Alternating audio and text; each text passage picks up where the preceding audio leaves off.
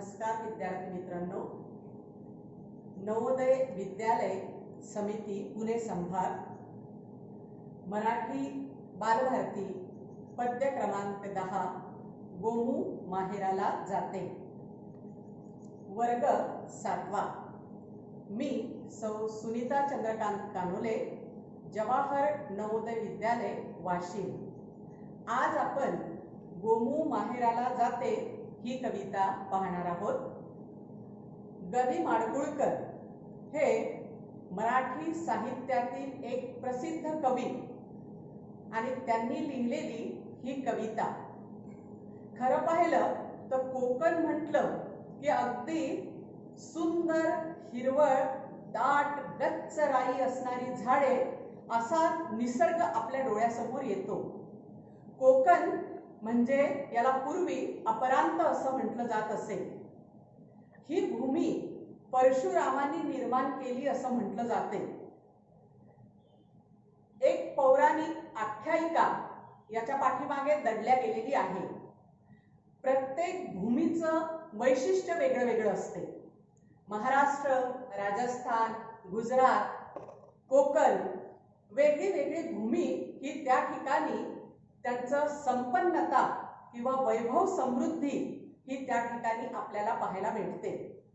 आज आपण गोमू माहेराला जातो ही जी कविता पाहणार आहोत, या कवितेचे कवी ग. दि. माडगूळकर यांचा जन्म 1919 आणि मृत्यू 1977। कवी परिचय। ग. दि. माडगूळकर हे मराठी साहित्यातील एक प्रसिद्ध कवी, कथाकार, पटकथाकार, पटकथा लेखक, कादंबरीकार, गीत रामायणकार म्हणून प्रसिद्ध आहेत।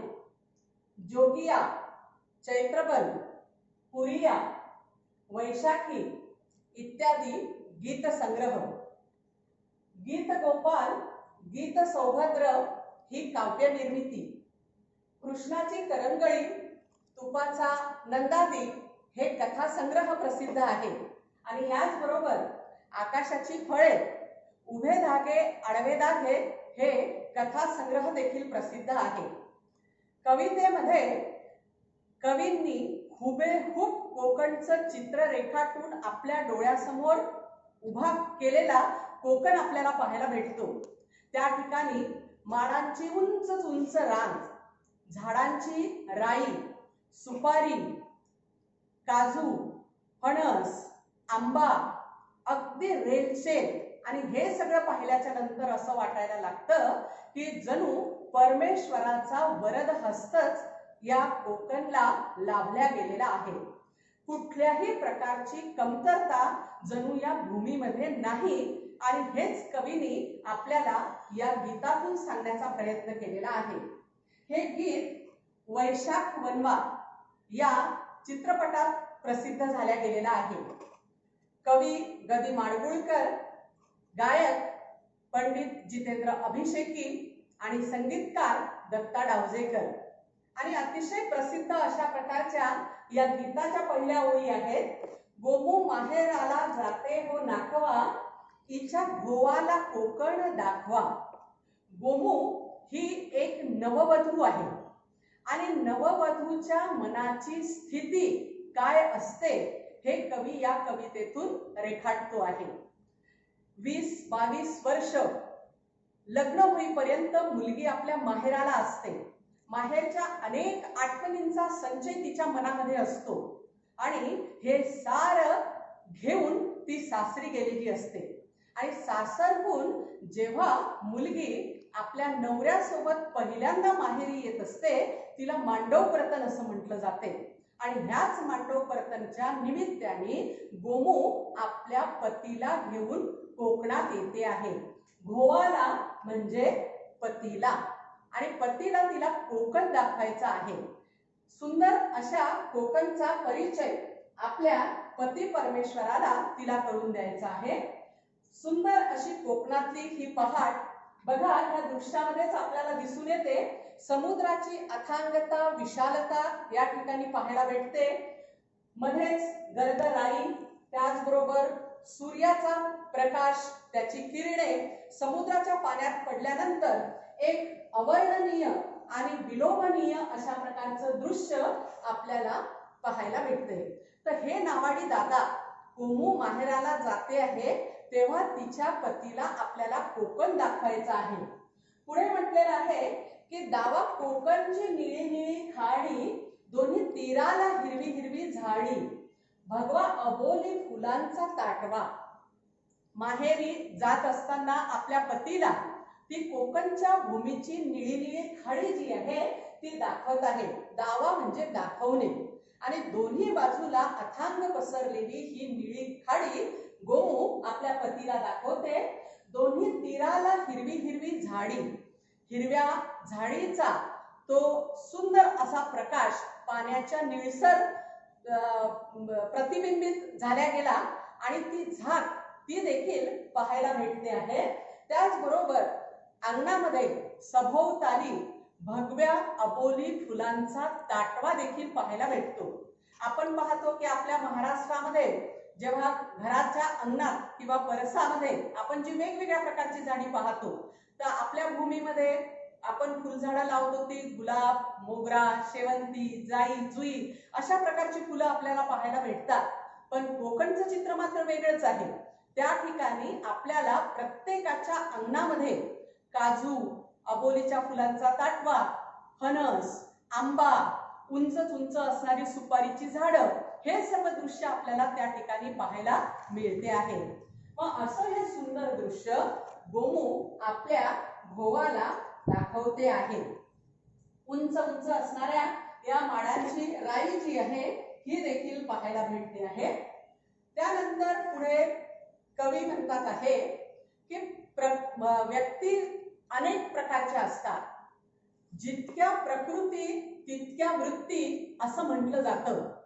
मग ही जी काही माणसं आहे सगळ्याच ठिकाणची, मग ती फक्त कोकणच म्हणून आपल्याला त्याचा उल्लेख करता येणार नाही, तर महाराष्ट्र, राजस्थान, आंध्र, कर्नाटका, तेलंगणा या प्रत्येक ठिकाणची माणसं जरी पाहिली तरी सगळ्या ठिकाणच्या माणसांमध्ये चांगलेपणाही आहे आणि वाईटपणाही आहे. आणि म्हणूनच हे जग अगदी सुरळीत चाललेलं आहे असं आपल्याला दिसतं. पण त्यातल्या त्यात कवींनी कोकणातील माणसांचं जे सूक्ष्म निरीक्षण किंवा अवलोकन केलेलं आहे, तेव्हा कवीला कोकणची माणसं ही साधी भोळी वाटतात आहे. साधी म्हणजे अगदी सरळ मनाची आणि भोळी भाबडी म्हणजे पटकन कुणावरही विश्वास ठेवणारी. आणि अशी ही कोकणची साधी भोळी जी माणसं आहेत ही आपल्याला पाहायला भेटतात. त्याचबरोबर काळजात त्यांच्या भरली शहाळी. शहाळी हे तर कोकणचं खास वैशिष्ट्य. झाडांवर असणारी ही शहाळी वरून कडक आणि टणक असतात आणि आतून जर बघितलं तर त्याच्यात लोण्याहूनही मऊ असणारी मलई आपल्याला पाहायला भेटते. मग कोकणच्या माणसांच्या काळजाची तुलना करताना कवींनी अतिशय समर्पक आणि सुंदर शब्द वापरलेले आहेत की शहाळी, त्या शहाळेच्या आतील मलई त्याप्रमाणे कोकणातील माणसांची मने आहेत. उंची झाडांची जवळून मापवा. इतके उंच उंच झाडं आहेत की ह्या झाडाचं वरचं टोक जर आपल्याला पाहायचं म्हटलं तर एखादा खेड्यातला माणूस हा जर उंच मान करून पाहायला लागला तर त्याच्या डोक्यावरची गांधी टोपी ही सरळ खाली पडेल. पण त्याला माडाच्या झाडाची उंची सहजपणे त्याच्या नजरेच्या टप्प्यात येऊ शकणार नाही. आणि म्हणूनच या ठिकाणी कवी म्हणतात आहे की उंची झाडांची मापवा. मापवा म्हणजे मोजा. तुमच्या नजरेच्या टप्प्यामध्ये तरी कमीत कमी तिला साठवून घ्या. अशी उंच उंच राई आपल्याला त्या ठिकाणी पाहायला भेटते. हे झालं कोकणचं वैशिष्ट्य. पण तेच जर आपण महाराष्ट्रातल्या काही भागामध्ये जर झाडं पाहिली तर ती झाडं अगदी छोटीशी ठेंगणी अशी झाडं आपल्याला पाहायला भेटतील. आणि ही ठेंगणी झाडं पाहिली की मग मात्र आपल्याला असं वाटायला लागेल की ही सृष्टीच्या उदरातून जन्मास आलेली ही कुपोषित बालके तर नव्हे. कारण एकीकडे हिमालय, कोकण या ठिकाणी उंच उंच असणारी झाडी आणि काही ठिकाणी अशी ठेंगणी, बुटकी, खुरतडलेली झाडी आपल्याला पाहायला भेटतात. आणि हाच तर खरा प्रदेशाचा एक मान, अभिमान आणि प्रदेशाचं खास वैशिष्ट्य आहे असं कवीला वाटते आहे. कवी पुढच्या कडव्यात म्हणतो आहे की सोडून दे रे साऱ्या खोड्या, शिडात शिररे अवखळ वाऱ्या, झणी धरणीला गलबत टेकवा. आता या ठिकाणी हा वाहणारा जो वारा आहे हा अवखळ आहे, अतिशय चंचल आहे आणि समुद्राच्या लाटेसरशी तो वाहतो आहे. तर समुद्राची जी लाट आहे त्या लाटेबरोबर गोमूचं मन सुद्धा तशाच प्रकारे तरळत आहे, लहरत आहे. आणि ही गोमू वाऱ्याला म्हणते आहे की तुझ्या ह्या अवखळ असणाऱ्या साऱ्या खोड्या आता तू सोडून दे, कारण जस जसं माहेर जवळ यायला लागते तस तसं कोकणचा हा टप्पा तिच्या दृष्टीस येतो, माहेरचं घर तिच्या दृष्टीसमोर येते आणि केव्हा एकदा आपण हे घर गाठतो असं गोमूला झालेलं आहे. आणि म्हणून तू आता सगळं तुझ्या त्या खोड्या सोडून दे आणि सरळ तू शिडामध्ये शिर आणि हे अवखळ वाऱ्या, हे गलबत तू पटकन किनाऱ्याला टेकव. झनी म्हणजे पटकन किंवा लवकर आणि गलबत म्हणजे छोटी नौका किंवा होडी याचा उल्लेख केला जातो. आणि टेकवा म्हणजे स्थिर करा, की तू जर एकदा हे नावाडी दादा या नौकेला किनाऱ्यावर आणलं तर मला किनाऱ्यावरनं पटकन माझ्या घरी जाता येईल, माझ्या घोवाला मला माझं माहेर दाखवता येईल. अशा प्रकारचं सुंदर चित्रण कवी या ठिकाणी करतो आहे. म्हणजे गोमूच्या मनाची घालमेल, तिच्या मनामध्ये उठणाऱ्या आनंद लहरी, पतीला कोकण दाखवायची आशा, या सगळ्या गोष्टी एकाच ठिकाणी केंद्रित झाल्या गेलेल्या आहेत आणि ह्या साऱ्यांचं वर्णन कवी या ठिकाणी करतो आहे. आता ह्या कवितेमधली काही खास मुद्दे जी आहेत ती सुद्धा आपल्याला लक्षात ठेवणं गरजेचं आहे. तर बघा आता याच्यातला पहिला मुद्दा जो आहे तो म्हणजे कोकणातील निसर्ग सुंदर व मनोहारी आहे याचं वर्णन कवीने केलेलं आहे. आता प्रत्येकालाच आपली भूमी, आपली माणसं, आपला प्रदेश हा प्रिय असतो, पण तरी देखील काही काही प्रदेश जरी आपले नसले तरी ते आपल्या मनामध्ये ठसतात. त्याच्यापैकी एक म्हणजे आहे कोकण. दुसरं वैशिष्ट्य सांगितलेलं आहे की कोकणची माणसं ही साधी भोळी आहेत. तिसरा मुद्दा आहे की महाराष्ट्रातील प्रत्येक प्रदेशाचा निसर्ग हा वेगळा आहे, भूमी वेगळी आहे. आपण पाहतो महाराष्ट्रामध्ये आपल्याला काळी माती पाहायला भेटते आणि कोकणामध्ये आपल्याला लाल माती पाहायला भेटते. जमीन, पाणी, हवा, फुलं, फळं, प्रत्येक गोष्टीमध्ये प्रदेशानुसार आपल्याला बदल पाहायला भेटतात. मुलींना माहेरची ओढ जास्त असते हे यामधून स्पष्ट होते. त्यानंतर या कवितेतले काही खास उद्देश की कोकणच्या भूमीचा परिचय व्हावा, की कोकणची भूमी नेमकी कशी निर्माण झाल्या गेली, तिला पूर्वीचं काय नाव होतं. जसं मी आताच सांगितलेलं आहे अपरांत असं तिला म्हटलं जात असेल. आणि एक पौराणिक आख्यायिका परशुरामाची, परशुरामाने 21 वेळा युद्ध केलं, त्याला भूमी निशस्त्र करायची होती पण त्यांनी प्रत्येकदा हातात शस्त्र घेतलेलं होतं. आणि जेव्हा ह्या सर्व शस्त्रांचा त्यांनी त्याग करून दिला तेव्हा कोकणच्या भूमीची निर्मिती ही झाल्या गेली. आणि म्हणून जणू परमेश्वराचं वास्तव्य सुद्धा त्या ठिकाणी आहे असं आपणास म्हणता येईल. कोकणातील माणसे, निसर्ग यांचा परिचय व्हावा हा खास उद्देश आहे. कोकणातील माणसांचा स्वभाव, राहणीमान, तेथील साधर्म्य हे आपल्याला अभ्यासता यावं आणि कोकणची वैशिष्ट्य कोणती ही देखील अभ्यासता यावी.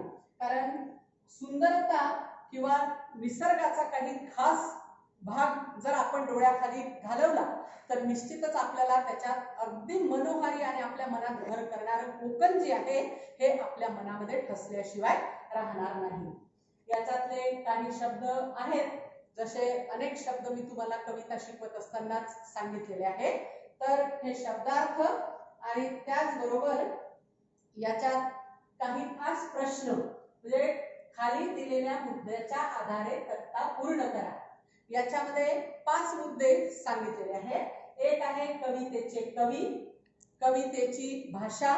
कोकण म्हटल्याच्या नंतर सरळ सरळ उघड आहे, पटकन आपल्या डोळ्यासमोर कुठली भाषा येईल तर ती म्हणजे कोकणी.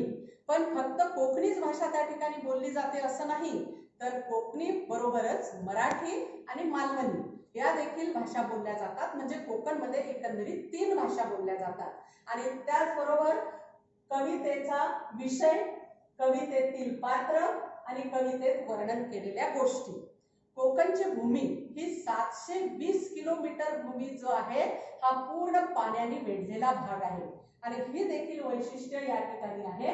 आणि खालील ओळींचा अर्थ स्पष्ट करायचा आहे. त्याचबरोबर गृह कार्यासाठी सुद्धा प्रश्न दिलेले आहेत. त्याच्यापैकी एक म्हणजे कवितेचा भावार्थ लिहून काढा, आणि दुसरा कोकणातील निसर्ग व माणसं यांच्याबद्दल माहिती लिहायची, आणि तिसरा कवितेचे कवी यांच्याबद्दल 10 ओळी माहिती लिहायची. आणि अशा तऱ्हेने आपण कोकणातील गोमू माहेराला जाते या कवितेचं चित्रण आपण केलेलं आहे. धन्यवाद.